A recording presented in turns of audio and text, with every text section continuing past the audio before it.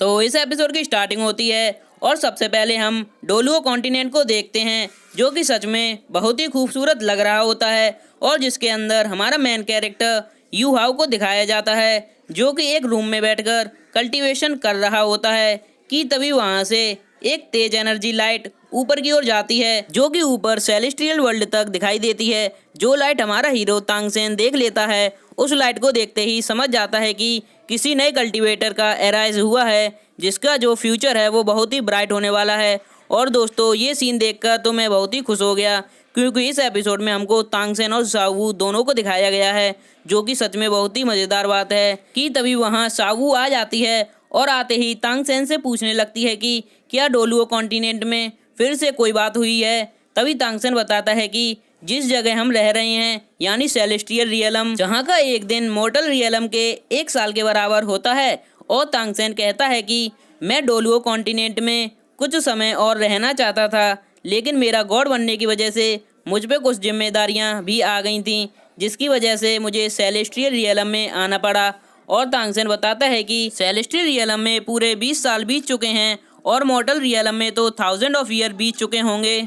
और बताता है कि हमारा जो तांग्स क्लैन था वो पूरी तरह बर्बाद हो चुका है। और फिर सावू बताती है कि मॉर्टल वर्ल्ड में एक बार अर्थ में क्रैक आने की वजह से वहाँ से डोलुओ कॉन्टिनेंट 2 हिस्सों में डिवाइड हो गया था। और इधर तांगसेन कहने लगता है कि मैं सेलेस्टियल रियलम में एक गॉड हूँ, पर कुछ रूल्स के कारण मैं मॉर्टल वर्ल्ड में कोई भी इंटरफियर नहीं कर सकता। मैं यहाँ बैठकर केवल मॉर्टल वर्ल्ड पर नज़र रख सकता हूँ। और फिर सावू बताती है कि 4000 साल बाद डोलुओ कॉन्टिनेंट और सन मून कॉन्टिनेंट में फाइट हो जाती है। फिर हमें पता चलता है कि सोल लैंड के समय से अब तक पूरे 10,000 साल बीत चुके हैं। और फिर तांगसेन कहता है कि मैंने अभी अभी देखा है कि मॉर्टल वर्ल्ड में एक न्यू स्टार का एराइज हुआ है और ये आगे चल के बहुत कुछ करने वाला है। और फिर हमें डोलुओ कॉन्टिनेंट को दिखाया जाता है और फिर हमें वहाँ पर 2 सोल्जर्स को दिखाया जाता है और उन्हें देखकर ऐसा लग रहा था कि वो लोग अभी अभी सोकर उठे हैं और सीधा ही अपनी ड्यूटी पर आ गए। और फिर हम देखते हैं अपने मेन कैरेक्टर यानी कि यू हाउ को, और वो गार्ड जैसे ही यू हाउ को देखते हैं तो अपने वेपन्स बाहर निकाल लेते हैं, पर लेकिन तभी वो उसे पहचान लेते हैं और कहते हैं कि तुम तो शायद प्रिंस दाई हो। जिस पे वो उन्हें रोक लेता है और कहता है कि मेरा सरनेम आज से यू हाउ है, और कहता है कि मैं इस घटिया जगह को छोड़कर जा रहा हूँ। कि तभी वो गार्ड्स यू हाउ को पकड़ लेते हैं। कि तभी यू हाउ अपनी केवल आंखों का यूज करता है और वो दोनों सोल्जर्स वहीं पर बेहोश हो जाते हैं। और फिर हमें पता चलता है कि यू हाउ तो यहाँ से भाग गया है। कि तभी वो सोल्जर्स उठ जाते हैं और कहते हैं कि यहाँ पर जो कुछ हुआ किसी को मत बताना, क्योंकि अभी थोड़ी देर में सोल्जर्स आते ही होंगे। कि तभी हम सोल्जर्स का ग्रुप आते हुए देखते हैं, जिनके साथ किंग दाई भी आए हुए थे और वो बहुत ही परेशान लग रहे होते हैं, क्योंकि वॉर का टाइम चल रहा होता है। कि तभी किंग दाई बुरा सपना देखते हैं कि उनका बेटा यू हाउ घर छोड़कर कहीं जा रहा है। कि तभी उनकी आंखें खुलती हैं और अब वो और ज़्यादा परेशान हो जाते हैं। कि तभी हम यू हाउ को देखते हैं, जो कि एक पेड़ के पीछे छिपा हुआ था। फिर हमें पता चलता है कि यू हाउ आखिर क्यों इस पैलेस को छोड़कर जाना चाहता है। और फिर हम यू हाउ की माँ को देखते हैं, जिनसे एक लेडी कह रही होती है कि तुम्हारा यहाँ कोई अधिकार नहीं, यहाँ से चले जाओ। और हम फिर उस सीन को देखते हैं जब यू हाउ और उसकी मॉम को पैलेस से बाहर निकाल दिया जाता है। और यू हाउ की मॉम एक क्वीन होने के बावजूद एक गरीब से भी बदतर जिंदगी जी रही होती हैं, जिसकी वजह से एक दिन उसकी माँ बीमार पड़ जाती है और इसी के चलते यू हाउ की माँ की मौत हो जाती है। लेकिन यू हाउ की माँ मरने से पहले यू हाउ को एक वेपन दे जाती हैं। ये इस बात का सबूत होता है कि यू हाउ इस पैलेस का प्रिंस है, पर यू हाउ ये सब छोड़कर जाना चाहता है और इसी के चलते यू हाउ अपने पिता का सरनेम त्याग देता है और अपनी माँ का सरनेम लगाकर एक नई पहचान बना लेता है। और इसी के चलते वो अपनी कल्टीवेशन की जर्नी पर निकल जाता है। और चलते चलते यू हाउ को बहुत तेज भूख लगने लगती है। कि तभी भूख लगने के कारण यू हाउ फिशेस को पकाने लगता है और आराम से बैठकर खाने लगता है। कि तभी पीछे से एक लड़की की आवाज़ आती है, जो कहती है कि वाओ क्या डिलीशियस खुशबू आ रही है, और ये लड़की फिश को खाना चाहती है। और मैं आपको इसका नाम बता दूं, इसका नाम तांग्या है और ये तांग्स क्लैन से बिलोंग करती है। कि तभी हम वहाँ पर एक और लड़के को देखते हैं, जिसका नाम वे ही होता है, और वो आते ही तांग्या से कहने लगता है कि अभी इस लड़के ने कुछ भी नहीं खाया और आपने इसकी फिश को ले लिया। जिस पे तांग्या कहती है कि अपने काम से काम रखो, मैंने ये फिश इस लड़के से पूछ कर ली है। और फिर यू हाउ वेही को भी एक फिश देने लगता है, पर वेही कहने लगता है कि पहले तुम खा लो क्योंकि तुमने अभी तक कुछ नहीं खाया।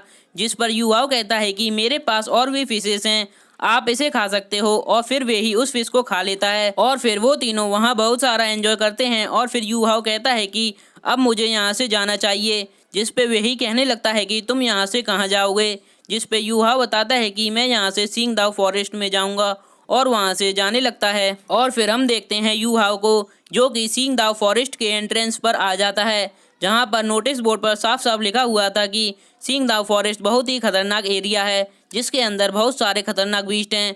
पर यू हाउ बिना सोचे समझे आगे चल देता है। फिर हम देखते हैं सिंगदाओ फॉरेस्ट के अंदर का सीन, जो कि सच में बहुत ही ब्यूटीफुल लग रहा होता है। जहाँ पर यू हाउ आगे चला जाता है कि तभी यू हाउ को ऐसा लगता है कि उसके पीछे, और यू हाउ को लगने लगता है कि उसके पीछे कोई बीस्ट है, कि तभी एक जियांट बीस्ट यू हाउ पर अटैक कर देता है और यू हाउ भी अपने व्हाइट टाइगर डैगर से अटैक करने लगता है। और फिर काफ़ी मेहनत के बाद यू हाउ उस बीस्ट को मार देता है, पर यह काम यू हाउ के लिए बहुत ही मुश्किल था और वो थक जाने के कारण वहीं पर बैठ जाता है। फिर हम देखते हैं उस बीस्ट के अंदर से एक ब्लू कलर की सोल रिंग बाहर आ जाती है, लेकिन इस वक्त यू हाउ के पास इतनी एनर्जी नहीं थी कि वो उस सोल रिंग को एब्जॉर्ब कर सके। कि तभी हम देखते हैं एक स्पिरिट बीस्ट को जिसके पास आइस की पावर होती है, जिसे देख यू हाउ बहुत ही हैरान हो चुका था। कि तभी वो बीस्ट अपनी नॉर्मल फॉर्म में आ जाता है, जो कि बहुत ही क्यूट लग रहा था और यू हाउ के पास आ जाता है, लेकिन उसकी आइस की पावर की वजह से यू हाउ वहीं पर जम जाता है और बेहोश हो जाता है। कि तभी हम देखते हैं वहाँ पर एक और स्पिरिट बीस्ट आने लगता है, जिसे देख वो आइस वाला बीस्ट बहुत ही गुस्सा हो जाता है और उस बीस्ट को वहाँ से भगा देता है। कि तभी हम देखते हैं यू हाउ के स्पिरिचुअल वर्ल्ड में, जहाँ पर बीस्ट कहता है कि इस पूरी दुनिया में सबसे पुराना बीस्ट मैं ही हूँ, मेरे जैसा कोई भी बीस्ट नहीं है। और फिर हमें उस बीस्ट का नाम पता चलता है, जो कि तियानमिंग होता है। और फिर यू हाउ की आंखें खुलती हैं तो वो उस जगह को देख बहुत ही हैरान हो जाता है और कहता है कि ये कौन सी जगह है। जिस पे तियानमिंग बताता है कि ये तुम्हारा सोल सी है। और फिर तियानमिंग यू हाउ से कहने लगता है कि तुम्हारी जो आंखें हैं, जिसे कि स्पिरिचुअल आई भी कहा जाता है, और तुम इसे पूरी तरह यूज़ करना चाहते हो तो तुम्हें अपनी सोल पावर को पूरी तरह स्पिरिचुअल पावर में कन्वर्ट करना होगा और उसके बाद तुम अपनी स्पिरिचुअल आई की पावर को पूरी तरह से यूज़ कर पाओगे। और फिर तियानमिंग बताता है कि तुम्हारी स्पिरिचुअल आई के पीछे ब्रेन में एक स्पेशल लोकेशन है। और फिर तियानमिंग अपने बारे में बताने लगता है कि इस पूरे सोल लैंड वर्ल्ड में मिलियंस ऑफ ईयर पुराना एकमात्र बीस्ट मैं ही बचा हूँ। और फिर तियानमिंग यू हाउ से कहने लगता है कि मैं तुम्हारी कल्टीवेशन करने में हेल्प करूँगा। और फिर वहाँ अपने द्वारा लगाए गए 10 सील के बारे में बताता है और कहता है कि इस पहले सील में मैंने तुम्हें एक 400 ईयर पुरानी स्पिरिट रिंग दी है। और फिर तियानमिंग यू हाउ को धीरे धीरे स्पिरिट रिंग के बारे में इंफॉर्मेशन देने लगता है और फिर तियानमिंग यू हाउ को वहां से बाहर भेज देता है। और इधर हम देखते हैं तांग्या को, जो कि यू हाउ को होश में लाने की कोशिश कर रही होती है, जिसपे वे ही कहने लगता है कि यू हाउ ने अभी अभी सोल मास्टर लेवल को ब्रेक थ्रू किया है, इसलिए ये थोड़ी देर में अपने आप उठ जाएगा। कि तभी यू हाउ की आंखें खुल जाती हैं और हम देखते हैं वेही और तांग्या की सोल रिंग्स को, और ये दोनों यू हाउ को प्रोटेक्ट करने के लिए तैयार हो गए थे। कि तभी हम देखते हैं 1000 साल पुराना स्नेक बीस्ट वहाँ पर आ जाता है और फिर उन लोगों के बीच में एक मज़ेदार फाइट होती है, जहाँ पर तांग्या अपनी ब्लू सिल्वर ग्रास का यूज़ कर रही थी और इधर स्नेक की स्पीड बहुत ही ज़्यादा थी, जिसकी वजह से इन्हें बहुत ही ज़्यादा परेशानी हो रही थी।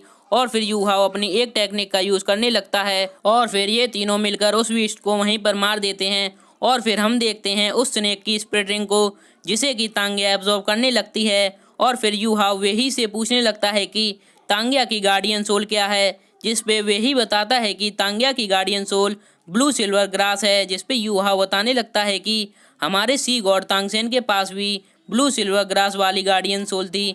यू हाउ जब छोटा था तब यू हाउ की माँ ने तांगसेन के बारे में सब कुछ बता दिया था, इसीलिए यू हाउ भी तांगसेन के बारे में सब कुछ जानता है कि किस तरह तांगसेन ने अपनी 7 श्रेक डेविल्स की टीम बनाई थी और मिलकर वुहान एम्पायर को वहीं पर डिस्ट्रॉय कर दिया था।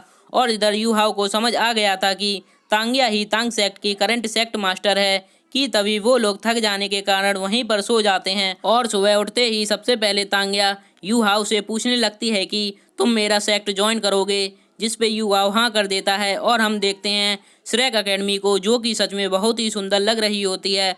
और इधर यू हाउ बहुत ही खुश था क्योंकि अब वो श्रेक अकेडमी को ज्वाइन करने वाला है और इसी के साथ हमारा ये एपिसोड यहीं पर एंड हो जाता है। तो मिलते हैं इसके नेक्स्ट पार्ट में, तब तक के लिए वीडियो को लाइक और चैनल को सब्सक्राइब ध्यान से कर देना।